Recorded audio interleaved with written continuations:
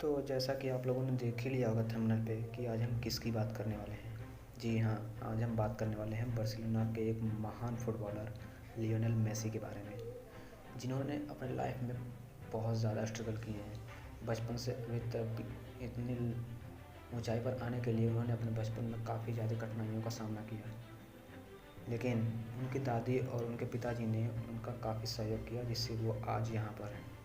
तो आइए आज हम बात करते हैं उनके लाइफ स्टोरी के बारे में। फुटबॉल की तरह लाइफ में आप तब तक आगे नहीं बढ़ सकते जब तक आपको मालूम ना हो कि आपका गोल पोस्ट कहाँ है। एक ऐसे लड़के की कहानी जिसके पिता मजदूरी करते थे और जिनकी मां नौकरानी थी, जिसके परिवार की आर्थिक हालत बहुत ही कमज़ोर थी। पैसों की कमी थी, जिसे डॉक्टर्स ने कह दिया था कि जब आपका कुछ नहीं हो सकता, खेलने के बारे में तो सोचिएगा भी मत। बताइए, ऐसी हालत थी लियोनेल मेसी के बारे में। लेकिन वह आज दुनिया का सबसे बड़ा और सबसे महान फुटबॉलर कहा जा रहा है, और यह वो खिलाड़ी है जिसके बारे में वो लोग भी जानते हैं जो फुटबॉल के बारे में बहुत कम जानते हैं। उस खिलाड़ी का नाम है लियोनेल मेसी। लियोनेल मेसी का जन्म 24 अक्टूबर 1987 को रोसारियो अर्जेंटीना में हुआ था। इनका पूरा नाम लियोनेल एड्रेस मेसी है। इनके परिवार में उनके दो बड़े भाई रॉड्रिगो और मेसियस और साथ ही मारिया सोल नामक एक बहन है। उनके पिताजी एक स्टील कारखाने में मजदूर के रूप में काम करते थे और उनकी मां नौकरानी का काम करती थी।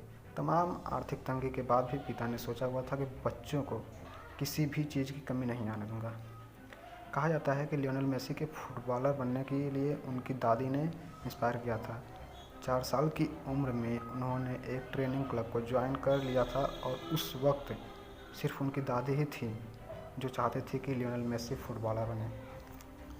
मेसी का वहाँ के लोकल फुटबॉल क्लब में उनका दाखिला करवाया और 8 साल की उम्र में होते होते रोसारियो के सबसे बढ़िया फुटबॉल क्लब की ओर से खेलने लगे। बिना थके दिन रात प्रैक्टिस और मेहनत कर रहे थे और दादी के सपने को पूरा करना चाह रहे थे। लियोनेल मेसी जब 10 साल के हुए तब उनके दादी माँ का निधन हो गया और दादी के चले जाने के बाद मेसी पूरी तरह से डिप्रेशन में चले गए और फुटबॉल को टच भी नहीं किया। फिर उनके पिताजी ने उन्हें धीरे धीरे समझाया कि आपको दादी के चले जाने से परेशान नहीं होना है, बल्कि अपने उनके सपने को पूरा करके दिखाना है जो दादी थी। और दादी कहती थी कि तुम्हें सबसे बेस्ट फुटबॉलर बनना है। दादी के चले जाने के बाद दुखी थे, लेकिन पिता ने सहारा दिया और खेलने के लिए समझाया। जब मेसी खेलने के लिए तैयार हुए तो फिर उनकी ज़िंदगी में एक और समस्या आ गई। लियोनेल मेसी को एक गंभीर बीमारी हो गई, ग्रोथ हार्मोन्स डिफिशिएंस, जिनकी वजह से उनकी हाइट की ग्रोथ रुक गई। डॉक्टर ने कहा कि अब उनकी हाइट में ज़्यादा ग्रोथ नहीं होगी, ये छोटे कद के रह जाएंगे। अर्जेंटीना के जितने भी महान फुटबॉलर रहे हैं जिनकी हाइट कम रही है, डियाना मैराडोना, उनकी हाइट 1.65 मीटर और मेसी की हाइट 1.69 मीटर है। इस बीमारी को ठीक करने में जो प्रोसेस और ट्रीटमेंट का खर्चा था वह बहुत ज़्यादा था। उस ज़माने में करीबन $1500 हर महीने का खर्च था। यह खर्चा उठाने के लिए जिस क्लब से खेल रहे थे वो तैयार नहीं थे। अब इस बात ने भी उनका मनोबल तोड़ दिया कि कोई भी उनका सहारा नहीं दे रहा है। ये सोचते रहे कि अगर कोई उनका साथ दे दे तो शायद मैं कुछ कर लूं, लेकिन उन्होंने अपने कॉन्फिडेंस को गिरने नहीं दिया। लगातार क्लब्स में जाते रहे और कोशिश करते रहे, अपने खेल को सुधरते रहे। उसी बीमारी के बीच में उस खर्चे में के बारे में थोड़ा कम सोचा। जब लियोनेल मेसी 13 वर्ष की उम्र में इस बीमारी से पीड़ित थे, खर्चा करने के लिए कोई तैयार नहीं था, कोई क्लब नहीं ले रहा था। तब उनकी सारी स्ट्रगल की कहानी पहुंच जाती है स्पेन के एफसी बार्सिलोना क्लब के डायरेक्टर के पास। उस वक्त बार्सिलोना क्लब के एक यूथ एकेडमी थी जो कि ऐसे ही टैलेंटेड लड़कों को बुलाते थे और उन्हें ट्रेन करते थे।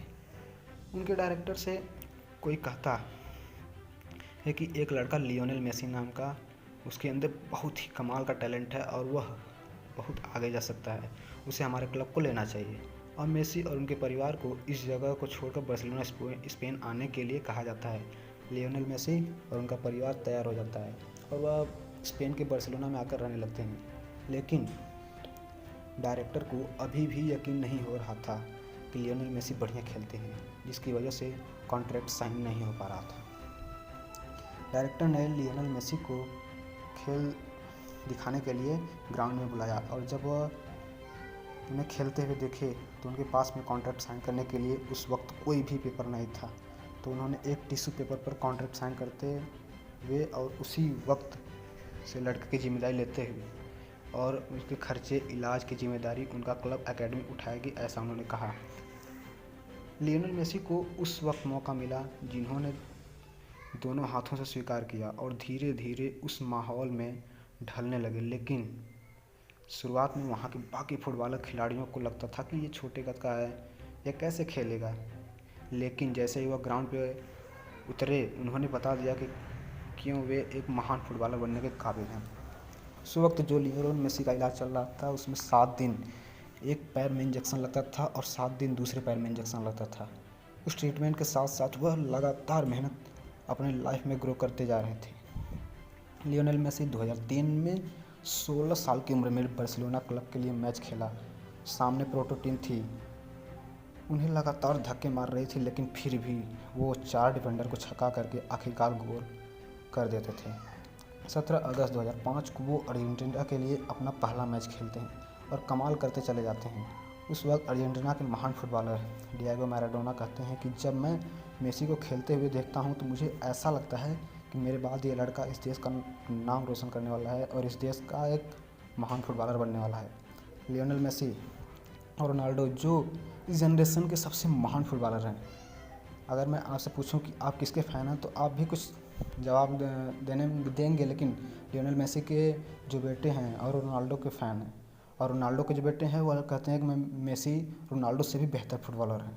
लियोनेल मेसी की 5 साल की उम्र में एंटोनेला रोकुजो से मुलाकात होती है, फिर भी वह एक दूसरे को पसंद करने लगते हैं और फिर वह 13 साल की उम्र में स्पेन चले जाते हैं और बार्सिलोना में जाकर रहने लगते हैं। और अब पूरी दुनिया उनसे गर्लफ्रेंड के बारे में पूछती है तो वह इस सवाल पर आकर रुक जाते हैं। अपनी कहानी को बताते नहीं हैं, दुनिया की नज़रों में छुपा कर रखते हैं। 2009 में अपने टीम्स के लिए यूएफए चैंपियंस लीग जीती और जब इंटरव्यू चल रहा था तो इंटरव्यूअर ने उनसे पूछा क्या आपकी कोई गर्लफ्रेंड है। फिर इसके जवाब में उन्होंने कहा हाँ, वह अर्जेंटीना में रहती है और ये उन्होंने दुनिया के सामने स्वीकार किया कि उनकी गर्लफ्रेंड है एंटोनेला रोकुजो।